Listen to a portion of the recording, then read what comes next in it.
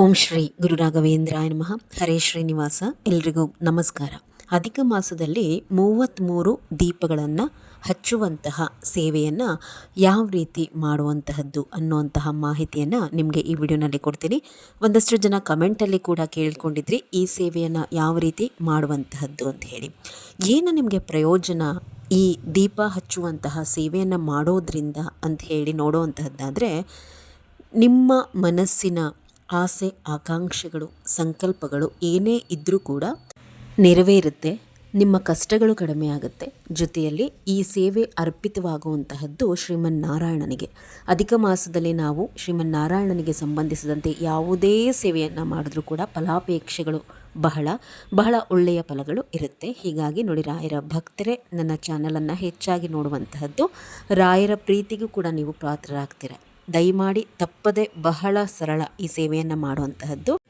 ಈ ಸೇವೆಯನ್ನು ಮನೆಯಲ್ಲಿ ಬೇಕಾದರೂ ಮಾಡಬಹುದು, ಅಥವಾ ರಾಯರ ಮಠದಲ್ಲಿ ಬೇಕಾದರೂ ಮಾಡಬಹುದು, ಅಥವಾ ಶ್ರೀ ವಿಷ್ಣುವಿಗೆ ಸಂಬಂಧಿಸಿದಂತಹ ಯಾವುದೇ ದೇವಸ್ಥಾನದಲ್ಲಿ ಬೇಕಾದರೂ ಕೂಡ ನೀವು ಈ ದೀಪ ಹಚ್ಚುವಂತಹ ಸೇವೆಯನ್ನು ಮಾಡಬಹುದು. ಆದರೆ ಒಂದು ತಿಳ್ಕೊಬೇಕಾಗಿದ್ದು ನೀವು ಏನು ಅಂತಂದರೆ, ನೀವು ಎಲ್ಲೇ ಈ ಸೇವೆ ಮಾಡಿದ್ರೂ ಕೂಡ ಅದು ಅರ್ಪಣೆಯಾಗುವಂತಹದ್ದು ಶ್ರೀಹರಿಗೆ. ಇದಕ್ಕೆ ಏನೇನು ಬೇಕಾಗುತ್ತೆ ನಿಮಗೆ ಅಂತಂದರೆ, 33 ಹೊಸ ಮಣ್ಣಿನ ದೀಪಗಳು ಬೇಕಾಗುತ್ತೆ. ಹೊಸದಾದಂತಹ ಮಣ್ಣಿನ ದೀಪಗಳು 33 ದೀಪಗಳನ್ನ ತಗೊಂಡು ಬನ್ನಿ. ಒಂದೊಂದು ದೀಪಕ್ಕೆ ನೀವು 2 ಹೂಬತ್ತಿಗಳನ್ನು ಹಾಕಬೇಕಾಗತ್ತೆ. ಈ ರೀತಿಯ ವಿಶೇಷವಾದಂತಹ ಸೇವೆಯನ್ನು ಮಾಡುವಾಗ ಆದಷ್ಟು ಮನೆಯಲ್ಲಿ ನೀವೇನೇ ಹತ್ತಿಯಿಂದ ಬತ್ತಿಗಳನ್ನು ಮಾಡ್ಕೊಳ್ಳಿ. ಆಗ ಬಹಳಷ್ಟು ಫಲಗಳು ನಿಮಗೆ ದೊರೆಯುತ್ತೆ. ಅಂಗಡಿಯಿಂದ ತಗೊಂಡು ಬಂದಂತಹ ಬತ್ತಿಗಳನ್ನು ಬಳಸೋದ್ರ ಬದಲು ಗಂದಿಗೆ ಅಂಗಡಿಯಿಂದ ಹತ್ತಿ ತೊಗೊಂಡು ಬಂದು ನೀವೇ ಅದರಲ್ಲಿ ಬತ್ತಿ ಮಾಡ್ಕೊಳ್ಳಿ. ಸಮಯ ಇತ್ತು ಅಂದರೆ, ಆಗೋದೇ ಇಲ್ಲ ಅಂತಂದರೆ ಅಂಗಡಿ ಬತ್ತಿಗಳನ್ನು ಬಳಸಬಹುದು. ಯಾವ ಎಣ್ಣೆಯಲ್ಲಿ ಈ ದೀಪ ಹಚ್ಚುವಂತಹ ಸೇವೆಯನ್ನು ಮಾಡಿದ್ರೆ ಒಳ್ಳೆಯದು ಅಂದರೆ, ಕೊಬ್ಬರಿ ಎಣ್ಣೆ, ಶುದ್ಧವಾದಂತಹ ಕೊಬ್ಬರಿ ಎಣ್ಣೆ ನಿಮಗೇನಾದರೂ ಸಿಕ್ಕಿದ್ರೆ, ಅಂದರೆ ಕೆಲವ್ರ ಮನೆಯಲ್ಲೆಲ್ಲ ಗಾಣ ಆಡಿಸ್ತಾರೆ, ಕೊಬ್ಬರಿ ತೆಂಗು ಬೆಳೀತಾರಲ್ವ, ಅಂಥವ್ರ ಮನೆಯಲ್ಲಿ ಅಂತಹವರಿಗೆ ಈ ಎಣ್ಣೆ ಲಭ್ಯ ಇರುತ್ತೆ. ಹೊರಗಡೆ ಎಲ್ಲ ನಾವು ತೊಗೊಳ್ತೀವಿ ಅಂತಂದರೆ ಸ್ವಲ್ಪ ಕಾಸ್ಟ್ಲಿ ಬೀಳುತ್ತೆ. ಕೊಬ್ಬರಿ ಎಣ್ಣೆಯಲ್ಲಿ ಹಚ್ಚಿದ್ರೆ ಬಹಳ ಒಳ್ಳೆಯದು. ಇಲ್ಲ ಆಗೋದಿಲ್ಲ ಅಂದರೆ ನೀವು ಯಾವುದೇ ಶುದ್ಧವಾದಂತಹ ದೀಪದ ಎಣ್ಣೆಯನ್ನು ಬಳಸ್ಕೊಂಡು ಹಚ್ಕೋಬಹುದು, ತೊಂದರೆ ಇಲ್ಲ. ಇನ್ನು ಯಾವ ವಾರ ಈ ದೀಪ ಹಚ್ಚುವಂತಹ ಸೇವೆ ಮಾಡಿದ್ರೆ ಒಳ್ಳೆಯದು ಅಂದರೆ ನೋಡಿ, ಗುರುವಾರ ಮಾಡ್ಕೋಬಹುದು, ಶುಕ್ರವಾರ ಮಾಡ್ಕೋಬಹುದು, ಇಲ್ಲ ಶನಿವಾರ ಮಾಡ್ಕೋಬಹುದು. ಈ 3 ವಾರದಲ್ಲಿ ಯಾವತ್ತಾದರೂ ಒಂದು ದಿವಸ ಮಾಡ್ಕೊಳ್ಳುವಂತಹದ್ದು. ಹೆಣ್ಮಕ್ಳು ಸೀರೆಯನ್ನು ಉಟ್ಟು ಮಾಡಬೇಕು. ಮದುವೆ ಆದಂತಹವರು, ಮದುವೆ ಆಗದಲೇ ಇರುವಂತಹವರು ಅಂತ ಹೇಳಿ ಮತ್ತೆ ಕಮೆಂಟಲ್ಲಿ ಕೇಳ್ತೀರ. ಆದಷ್ಟು ಸಾಂಪ್ರದಾಯಿಕವಾದಂತಹ ಉಡುಗೆಗಳನ್ನು ಧರಿಸಿ ಹೆಣ್ಮಕ್ಳು ಈ ಸೇವೆಯನ್ನು ಮಾಡುವಂತಹದ್ದನ್ನು ಮಾಡಿ. ಮನೆಯಲ್ಲಿ ಈ ಸೇವೆನ ಮಾಡ್ತೀರಾ ಅಂತಂದರೆ, ಮೊದಲು ದೇವರ ಮನೆಯಲ್ಲಿ ದೇವ್ರ ಪೂಜೆಯನ್ನು ಮುಗಿಸ್ಕೋಬೇಕು. ನೀವು ಹೊರಗಡೆ ದೇವಸ್ಥಾನದಲ್ಲಿ ಈ ಸೇವೆಗಳನ್ನು ಮಾಡೋದಕ್ಕಿಂತ ನಿಮ್ಮ ಮನೆಯಲ್ಲೇನೆ ಈ ದೀಪಗಳನ್ನು ಹಚ್ಚಿ, ನಿಮ್ಮ ಮನೆಯಲ್ಲಿ ಈ ದೀಪಗಳು ಉರಿದಾಗಲೇ ಅದು ದೇವಸ್ಥಾನದಲ್ಲಿ ಹಚ್ಚೋದಕ್ಕಿಂತ ಶ್ರೇಷ್ಠ. ನಿಮ್ಮ ಮನೆಯಲ್ಲಿ ಶ್ರೀಮನ್ನಾರಾಯಣನ ಸ್ವರೂಪದ ಯಾವ ಫೋಟೋ ಇದ್ದರೂ ಪರವಾಗಿಲ್ಲ, ಅಥವಾ ಯಾವುದೇ ವಿಗ್ರಹ ಇದ್ದರೂ ಪರವಾಗಿಲ್ಲ, ಮೊದಲು ಫೋಟೋವನ್ನು ಒರೆಸ್ಕೋಬೇಕು, ಗಂಧ ಹಚ್ಚಬೇಕು.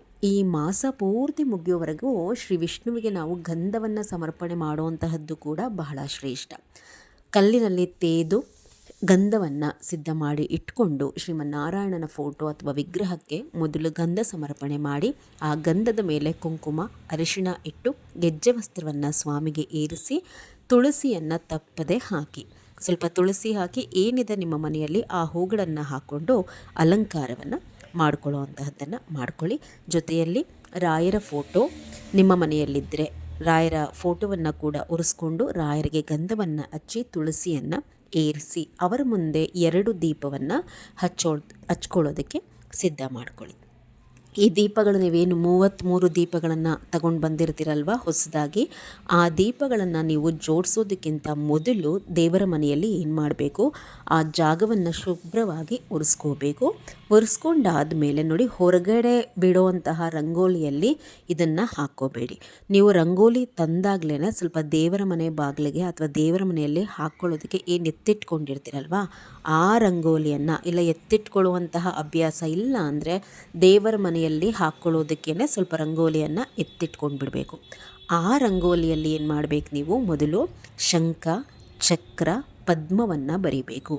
ಶಂಖ ಚಕ್ರ ಪದ್ಮವನ್ನು ಬರೆದು ಅದಕ್ಕೆ ಮೊದಲು ಅರಿಶಿನ ಕುಂಕುಮ ಹಚ್ಚಿ ಸ್ವಲ್ಪ ಹಳದಿ ಅಕ್ಷತೆಯನ್ನು ಆ ಶಂಖ ಚಕ್ರ ಪದ್ಮದ ಮೇಲೆ ಹಾಕಿ ಆಮೇಲೆ ಈ 33 ದೀಪಗಳನ್ನು ನಿಮ್ಗೆ ಹೇಗೆ ಅನುಕೂಲ ಆಗುತ್ತೆ ದೇವರ ಮನೆಯಲ್ಲಿ ಆ ಶಂಖ ಚಕ್ರ ಪದ್ಮ ಬರೆದಿರುವಂತಹದ್ರ ಮೇಲೆ ಜೋಡಿಸ್ಕೊಳ್ಳುವಂತಹದ್ದನ್ನು ಮಾಡಿ. ಜೋಡಿಸಿದ್ದಾದಮೇಲೆ ಆ ದೀಪಗಳಿಗೆ ಸ್ವಲ್ಪ ಅರಿಶಿನ ಕುಂಕುಮವನ್ನು ಹಾಕಿ ಅಲ್ಲಲ್ಲಿ ಒಂದೊಂದು ಹೂ ಇಡಿ. ಹೂ ಇಟ್ಟು ಎಲ್ಲ ದೀಪಗಳಿಗೂ ಕೂಡ ಬತ್ತಿಯನ್ನು ಹಾಕಿಬಿಟ್ಟು, ಅಂದರೆ ನೀವು ಏನು ಮಾಡಿ ಮೊದಲು ನಿಮಗೆ ಈಸಿ ಆಗಲಿಕ್ಕೆ ಅಂದರೆ ಸ್ವಲ್ಪ ಆ ಬತ್ತಿಗಳೆಲ್ಲ ಹಾಕಿಬಿಟ್ಟು ಒಂದು ಬೌಲ್ನಲ್ಲಿ ಎಣ್ಣೆ ಹಾಕಿ ನೆನೆಸಿಟ್ಕೊಂಬಿಡಿ. ಒಂದೊಂದು ದೀಪಕ್ಕೆ 2 ಹೂ ಬತ್ತಿ ನೆನೆಸಿರುವಂತಹದ್ದನ್ನು ಹಾಕಿಬಿಟ್ಟು ಎಣ್ಣೆಯನ್ನು ಹಾಕ್ಕೊಳ್ಳಿ. ಎಣ್ಣೆಯನ್ನು ಹಾಕ್ಕೊಂಡು ಏನು ಮಾಡಬೇಕು, ಮೊದಲು ತುಳಸಿ ಪೂಜೆ ಎಲ್ಲ ಮಾಡ್ಕೋತೀರಾ, ದೇವರ ಮನೆಯಲ್ಲಿ ಏನು ಮಾಮೂಲಿಯಾಗಿ 2 ದೀಪ ಹಚ್ತೀರಾ ಅದು ಹಚ್ಕೊಂಡು ರಾಯರ ಸ್ಮರಣೆಯನ್ನು ಮಾಡಬೇಕು. ರಾಯರ ಸ್ಮರಣೆಯನ್ನು ಮಾಡ್ಕೊಂಡು ರಾಯರ ಮುಂದೆ ಏನು ದೀಪವನ್ನು ಇಟ್ಕೊಂಡಿರ್ತೀರ ಅದನ್ನು ಹಚ್ಕೋಬೇಕು. ಅದನ್ನು ಹಚ್ಚಿದ್ದಾದಮೇಲೆ ಊದ್ಗಡ್ಡಿಯಿಂದ ಧೂಪ ತೋರಿಸಿದ್ದಾದಮೇಲೆ ಈ ದೀಪಗಳನ್ನು ಹಚ್ಕೊಳ್ಳುವಂತಹದ್ದು. ಬೆಂಕಿಗಡ್ಡಿಯಲ್ಲಿ ಹಚ್ಚಬಾರ್ದು. ಯಾವುದಾದ್ರೂ 1-2 ಬತ್ತಿಯನ್ನು ಹಚ್ಕೊಂಡು ಮಂಗಳಾರತಿ ಮಾಡ್ತಿರಲ್ವ ತಟ್ಟೆ, ಆ ಮಂಗಳಾರತಿ ತಟ್ಟೆಗೆ ದೀಪ ಹಚ್ಚುವಂತಹ ಉದ್ದ ಬತ್ತಿಗಳನ್ನು ನೆನೆಸ್ಕೊಂಡು ಆ ಬತ್ತಿಯನ್ನು ಮೊದಲು ಹಚ್ಕೊಂಡು ಆಮೇಲೆ ಈ ಎಲ್ಲ ದೀಪಗಳನ್ನು ಹಚ್ಚುವಂತಹದ್ದನ್ನು ಮಾಡಿ. ಈ ಸಮಯದಲ್ಲಿ ಮೊಬೈಲ್ನಲ್ಲಿ ವಿಷ್ಣು ಸಹಸ್ರನಾಮವನ್ನು ಹಾಕಿ ಬಿಡಿ. ಫೋನ್ನಲ್ಲಿ ವಿಷ್ಣು ಸಹಸ್ರನಾಮದ ಪಾಡಿಗೆ ವಿಷ್ಣು ಸಹಸ್ರನಾಮ ಹಾಡ್ತಾ ಇರುತ್ತೆ ಫೋನು. ನೀವೇನು ಮಾಡಬೇಕು ಅಂತಂದರೆ ಮನಸ್ಸಿನಲ್ಲಿ ಓಂ ನಮೋ ನಾರಾಯಣಾಯ ಅಂತ ಹೇಳ್ತಾ ದೀಪವನ್ನು ಹಚ್ಕೋಬೇಕು. ದೀಪವನ್ನು ಹಚ್ಚುವಾಗ ತದೇಕ ಚಿತ್ತವಾಗಿ ನಾರಾಯಣನ ಸ್ಮರಣೆಯನ್ನು ಮಾಡ್ತಾ ನಿಮ್ಮ ಮನಸ್ಸಿನ ಏನೇನೆಲ್ಲ ಕಷ್ಟಗಳಿದೆ ಎಲ್ಲವನ್ನು ಕೂಡ ಅವರೊಟ್ಟಿಗೆ ಹೇಳ್ಕೊತ ಆ ಕಷ್ಟಗಳೆಲ್ಲವನ್ನು ಕಡಿಮೆ ಮಾಡಿ ನಮ್ಮ ಜೀವನದಲ್ಲಿ ಒಂದು ಬೆಳಕನ್ನು ತೋರಿಸಿ, ಅಥವಾ ಏನಾದರೂ ನಿಮ್ಮ ಮನಸ್ಸಿನ ಆಕಾಂಕ್ಷೆಗಳು ಇದ್ದೇ ಇರುತ್ತಲ್ವ ಅದನ್ನು ಕೂಡ ಅವರೊಟ್ಟಿಗೆ ಹೇಳ್ಕೋಬೇಕು. ನಮಗೆ ಇಂತಹ ಕೆಲಸ ನಿಮ್ಮಿಂದ ಆಗಬೇಕು, ಮಾಡಿಕೊಡಿ, ಇನ್ನೂ ಹೆಚ್ಚಿನ ಸೇವೆಯನ್ನು ಮಾಡಲಿಕ್ಕೆ ಹಾದಿ ಮಾಡಿಕೊಡಿ, ಮನೆಗೆ ಮನಸ್ಸಿಗೆ ನೆಮ್ಮದಿಯನ್ನು ಕೊಡಿ, ಈ ರೀತಿಯಾಗಿ ಕೇಳ್ಕೋಬೇಕು. ನೀವೆಷ್ಟು ಚೆನ್ನಾಗಿ ಕೇಳ್ಕೋತೀರ ಅಷ್ಟು ಚೆನ್ನಾಗಿ ಭಗವಂತನಿಂದ ಅನುಗ್ರಹವಾಗುತ್ತೆ. ಈ ರೀತಿ ಕೇಳ್ಕೊತ ದೀಪವನ್ನು ಹಚ್ಚಿ. ಇದು ಮನೆಯಲ್ಲಿ ದೀಪವನ್ನು ಹಚ್ಚುವಂತಹದ್ದು. ಈ ದೀಪವನ್ನು ನೀವೇನು ಹಚ್ಚಿರ್ತೀರ ಅದು ಉರಿಯೋವರೆಗೂ ಬಿಟ್ಬಿಡಿ. ಮತ್ತೆ ಸಾಯಂಕಾಲ ಎಲ್ಲ ಈ ದೀಪವನ್ನು 2ನೇ ಬಾರಿ ಹಚ್ಚಲಿಕ್ಕೆ ಹೋಗಬಾರ್ದು. ಸಾಯಂಕಾಲ ದೀಪವನ್ನು ಎತ್ತಿಬಿಟ್ಟು ಯಾವುದಾದ್ರೂ ಗಿಡದ ಬುಡಕ್ಕೆ ಹಾಕಿಬಿಡಿ. ಈ ದೀಪಗಳೇನಿದೆ ಮತ್ತೆ ಎತ್ತಿಟ್ಕೊಂಡು ಇನ್ನೊಂದು ಸಾರ್ತಿ ಹಚ್ಚೋದೆಲ್ಲ ಮಾಡಬಾರ್ದು. ಅದು ಒಂದೇ ಬಾರಿಗೆ ಹಚ್ಚಬೇಕು, ಹೊರಗಡೆ ಹಾಕಿಬಿಡಬೇಕು.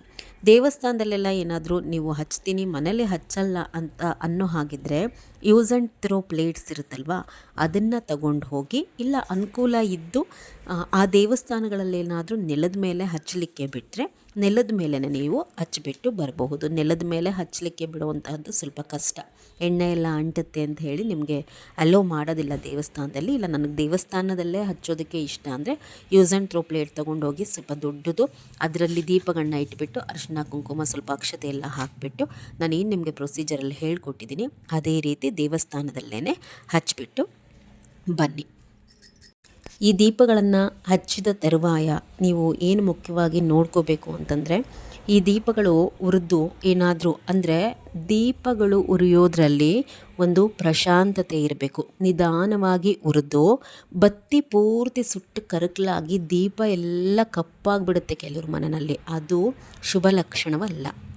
ಎಣ್ಣೆ ಮುಗಿಯೋ ತನಕ ಬತ್ತಿ ಉರಿಯುತ್ತೆ, ಬತ್ತಿ ಹಾಗೆ ಉಳ್ಕೊಳ್ಳುತ್ತೆ. ಇಲ್ಲ ಸ್ವಲ್ಪ ಏನಾದರೂ ಕಪ್ಪಾದರೂ ತೊಂದರೆ ಇಲ್ಲ, ಆದರೆ ಪೂರ್ತಿ ಬತ್ತಿ ಹುರ್ಕೊಂಡು ಬಂದು ದೀಪದ ಸುತ್ತ ಮಸಿ ಕಟ್ಟುವಂತಹದ್ದು ಅದು ಒಂದು ರೀತಿ ವಿಕಾರ ತಳೆದು ಬಿಡುತ್ತೆ ದೀಪಗಳು. ಆ ರೀತಿ ಏನಾದರೂ ಪೂರ್ತಿ ದೀಪಗಳು ಹುರಿದು ಕಪ್ಪಾಯಿತು ಅಂತಂದರೆ, ಇಲ್ಲ ನೀವು ದೀಪ ಹಚ್ಚುವಂತಹ ಸಂದರ್ಭದಲ್ಲಿ ನಿಮ್ಮ ಮನೆ ದೇವರಿಂದಾನೋ ಅಥವಾ ರಾಯರಿಂದಾನೋ ಎಡಗಡೆ ಪ್ರಸಾದವಾಯಿತು ಅಂತಂದರೆ ಮನೆ ದೇವರಿಗೆ ಹೋಗಿಬಿಟ್ಟು ಪೂಜೆಯನ್ನು ಮಾಡಿಸ್ಕೊಂಡು ಬನ್ನಿ. ಅಂದರೆ ಮನೆಯಲ್ಲಿ ಏನಾದರೂ ತೊಂದರೆ ಇದೆ ಅಂತಾನೋ ಅಥವಾ ಮುಂದೆ ಏನಾದರೂ ತೊಂದರೆ ಒದಗುತ್ತೆ ಅನ್ನೋಂತಹದ್ದನ್ನು ಸೂಚನೆಯನ್ನು ರಾಯರೇ ಆಗಿರಲಿ ನಿಮ್ಮ ಮನೆ ದೇವರೇ ಆಗಿರಲಿ ಕೊಟ್ಟಿರ್ತಾರೆ. ಅದಕ್ಕೆ ಸರಳ ಪರಿಹಾರ ಏನು ಅಂದರೆ ನಿಮ್ಮ ಮನೆ ದೇವರಿಗೆ ಹೋಗಿಬಿಟ್ಟು ಪೂಜೆ ಮಾಡಿಸ್ಕೊಂಡು ಬಂದಾಗ ನಿಮ್ಮ ಮನೆ ದೇವರೇನೆ ಇರುವಂತಹ ತೊಂದರೆಗಳನ್ನು ನಿವಾರಣೆ ಮಾಡ್ಕೋತಾರೆ. ನೀವಲ್ಲಿ ಹೋದಾಗ ಕೇಳ್ಕೋಬೇಕು, ನಾನು ಈ ರೀತಿ ದೀಪ ಹಚ್ಚಿದಾಗ ಸಂಪೂರ್ಣವಾಗಿ ಕಪ್ಪಾಯಿತು ಅಂತಾನೋ ಅಥವಾ ನಿಮ್ಮಿಂದ ಎಡಗಡೆ ಪ್ರಸಾದವಾಯಿತು, ಮನೆಯಲ್ಲಿ ಏನೇ ತೊಂದರೆಗಳಿದ್ದರೂ ಕೂಡ ನಮ್ಮ ಕುಲದೈವವಾದಂತಹ ನೀವು ಎಲ್ಲವನ್ನ ಕೂಡ ನಿವಾರಣೆ ಮಾಡಿಕೊಂಡು ನಮ್ಮನ್ನು ಕೈ ಹಿಡಿದು ನಡೆಸ್ಕೊತ ಹೋಗಿ ಅಂತೇಳಿ ಅವರನ್ನೇ ಕೇಳಿಕೊಂಡ್ರೆ ಅದೇನೇ ತೊಂದರೆ ಇದ್ದರೂ ಕೂಡ ಅವರೇ ನಿವಾರಣೆ ಮಾಡ್ತಾರೆ.